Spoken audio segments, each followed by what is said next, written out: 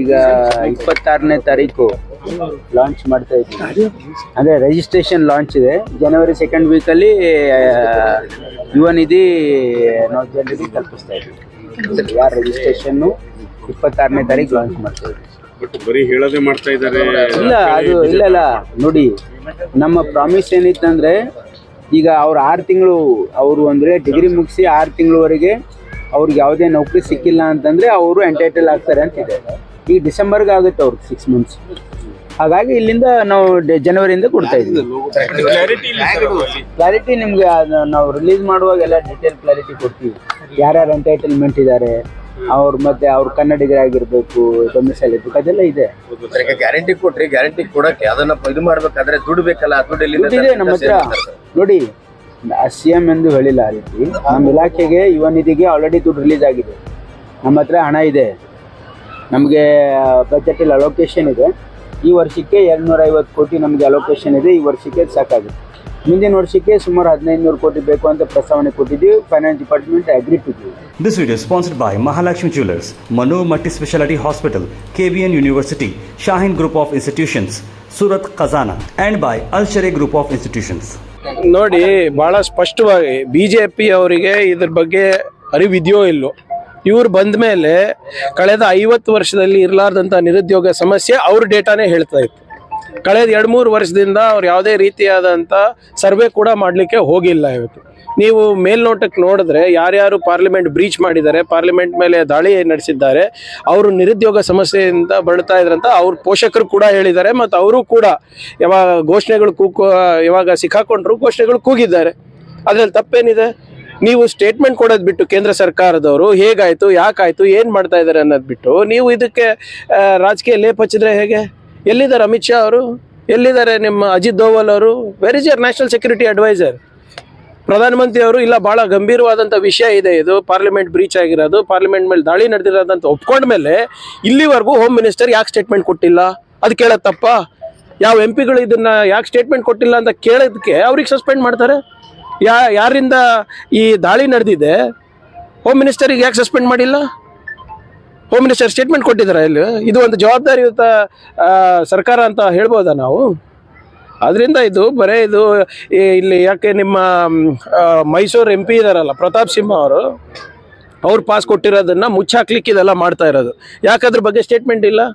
ಮಾತು ಮುಂಚೆ ಪ್ರತಾಪ್ ಸಿಂಹ ಅವ್ರು ಕ್ಯಾಮ್ರಾ ಮುಂದೆ ಬರ್ತಾ ಇದ್ರಲ್ವಾ? ಸಿದ್ದರಾಮಯ್ಯ ಅವರಿಗೆ ಏಕವಚನದಲ್ಲಿ ಬೈಯೋಕ್ಕೆ, DK ಶಿವಕುಮಾರ್ ಅವ್ರ ಏಕವಚನದಲ್ಲಿ ಬೈಯೋಕ್ಕೆ, ಕಾಂಗ್ರೆಸ್ ಮೇಲೆ ದಾಳಿ ಮಾಡಲಿಕ್ಕೆ, ರಾಹುಲ್ ಗಾಂಧಿ ಅವ್ರ ಬಗ್ಗೆ ಮಾತಾಡ್ಲಿಕ್ಕಂತೂ ಪುರ್ಸೋತಿದೆ. ಆದರೆ ಇವಾಗೆಲ್ಲ ಕಾಣೆಯಾಗಿದ್ದಾರೆ ಅವರು. Where is our state MP? ಅವರಿಂದ ಇವತ್ತು ಇಡೀ ನಮ್ಮ ದೇಶದಲ್ಲೇ ನಮಗೆ ತಲೆ ತೆಗೆಸುವಂತ ಆಗಿದೆ ಅಲ್ಲ. ಎಲ್ಲಿದ್ದಾರೆ ಅವರು ಇವಾಗ? ಸಮರ್ಥನೆ ಮಾಡ್ತಾ ಇದ್ದೀರಾ? ನೋಡಿ, ಇದನ್ನ ಬಹಳ ಸ್ಪಷ್ಟವಾಗಿ ಹೇಳ್ತಾ ಇದ್ದೀನಿ.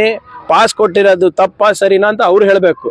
ಅದನ್ನ ನಾನೇ ಹೇಳ್ಬೇಕಾ? ಈಗ ನಾನೇನ್ ಹೇಳಿದ್, ಒಂದ್ ನಿಮಿಷ ಕೇಳಿ. ನಾನು ಹೇಳ್ತಾ ಇರೋದು, ಅವರು ಹೊರಗೆ ಬಂದು ನಿಮ್ ಮುಂದೆ ಏನಾದ್ರೂ ಸ್ಪಷ್ಟೀಕರಣ ಕೊಟ್ಟಿದಾರಾ?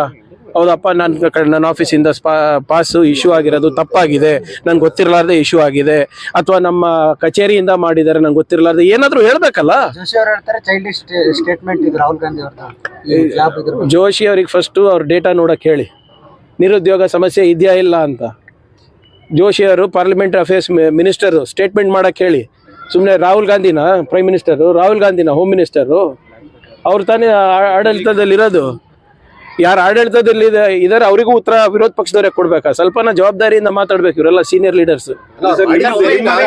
ನಿಮ್ಮ ದಾಟಿ ಸಮರ್ಥನೆ ತರ ಇದೆಯಾ ಅಂತ? ಏನ್ ಸಮರ್ಥನೆ?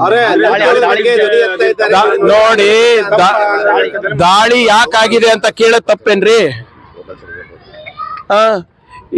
ಸ್ವತಂತ್ರ ಆದಾಗಿಂದ ಅತಿ ಬಲಿಷ್ಠವಾದಂತ ಸರ್ಕಾರ ಇದು ಅಲ್ವಾ? ಚಪ್ಪನಿಂಚಕ ಸರ್ಕಾರ ಅಂತ ಹೇಳ್ಕೊಂಡು ಓಡಾಡ್ತಾ ಇದ್ರಲ್ಲ, ಪ್ರಶ್ನೆನೇ ಮಾಡಬಾರ್ದ ಅದು?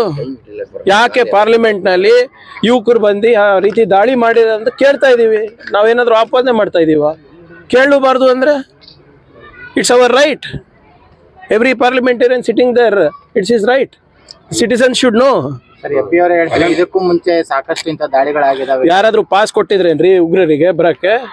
ಟಿಕೆಟ್ ಮಾಡಿಸ್ಕೊಟ್ಟಿದ್ವ ನಾವು? ಪಾಸ್ ಕೊಟ್ಟಿದ್ದಾರೆ, ಒಬ್ಬ MP ಪಾಸ್ ಕೊಟ್ಟಿದ್ದಾರೆ ಅಂತ ಕಾಣ್ ಬರ್ತಾ ಇದೆ. ಅದನ್ನ ಯಾಕೆ ಕೊಟ್ಟಿದ್ದಾರೆ, ಹೇಗೆ ಕೊಟ್ಟಿದ್ದಾರೆ, ಪರಿಚಿತರ ಅಪರಿಚಿತರ, ಅದು ಕೇಳಬಾರ್ದ? ಸ್ಟೇಟ್ಮೆಂಟ್ ಮಾಡ್ಲಿ. ಅರೆ ಹೋಮ್ ಮಿನಿಸ್ಟರ್ ಅವರು ಸ್ಟೇಟ್ಮೆಂಟ್ ಮಾಡ್ಲಿ, ಸದನದಲ್ಲಿ ಮಾಡ್ಲಿ, ಕಾಂಗ್ರೆಸ್ ಅವರು ಇದ್ರ ಹಿಂದೆ ಇದ್ದಾರೆ ಅಂತ. ಯಾಕೆ ಹಂಚ್ತಾ ಇದಾರೆ ಮತ್ತೆ? ಇದು ವಿಚಿತ್ರ ಆಯ್ತು. ಲಹರ್ ಸಿಂಗ್ ಅವ್ರು ಮಾತಾಡ್ತಾರೆ, ಜೋಶಿ ಅವ್ರು ಮಾತಾಡ್ತಾರೆ, ಯಾರು ಮಾತಾಡ್ಬೇಕು ಅವ್ರು ಮಾತಾಡ್ತಾ ಇಲ್ಲಲ್ಲ.